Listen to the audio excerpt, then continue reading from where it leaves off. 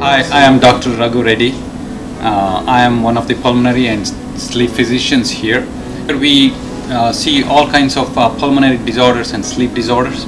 Some of the pulmonary disorders that we have experience in taking care of is asthma, COPD, emphysema, interstitial lung diseases, sarcoidosis,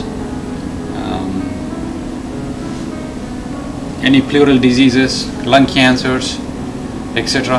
And for sleep disorders, we take care of patients with conditions like obstructive sleep apnea and other sleep apneas, narcolepsies, hypersomnias, insomnias, restless leg syndrome, and other sleep disorders. A third of our life we spend sleeping, so sleep is really important. And a good night's sleep constitutes about 7 to 8 hours of continuous, uninterrupted sleep. There are many conditions that can interrupt this sleep, including the most common sleep apnea, which is obstructive sleep apnea. There can be conditions like insomnia, environmental factors, and other things that can disturb, like medical conditions, medications that can disturb your sleep. Sleep apnea is a condition where people stop breathing repeatedly throughout the night in their sleep, and this can happen most commonly due to an obstruction in the throat.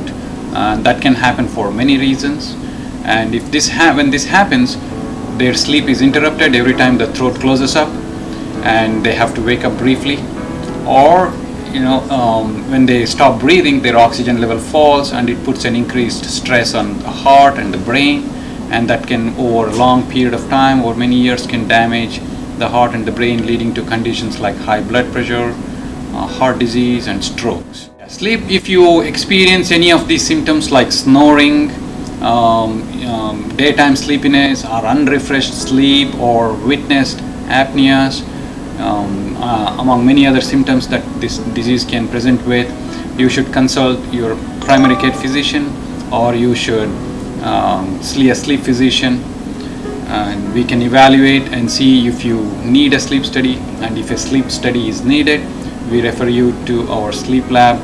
And basically it involves monitoring your sleep all night with some electrodes hooked up to your scalp, and we monitor your breathing and your oxygen and your heart rate, and when we do this study, we will know whether you have sleep apnea and whether it needs treatment. It's basically a non-invasive test. It can be done very easily, and most people get a good quality study that we can interpret with. We have a brand new sleep lab facility located on Chanal Parkway in West Little Rock, where we do our sleep studies and, if necessary, daytime nap studies. Sleep apnea can be treated in a variety of ways, but the most common one is using a CPAP machine.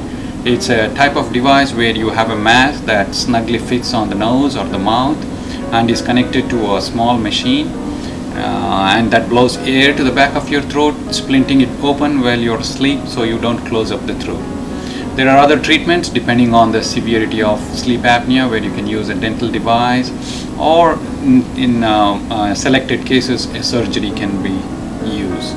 CPAPs have come a long way, and they are smaller, quieter, and they have a lot more features that we can even monitor how many hours you're using and whether you're still stopping breathing on these machines. So they are very advanced now and very small, and the masks have evolved, and there are a variety of masks to fit every kind of facial feature. So definitely the CPAP has improved over the last few years, and the use of CPAP is much more convenient and comfortable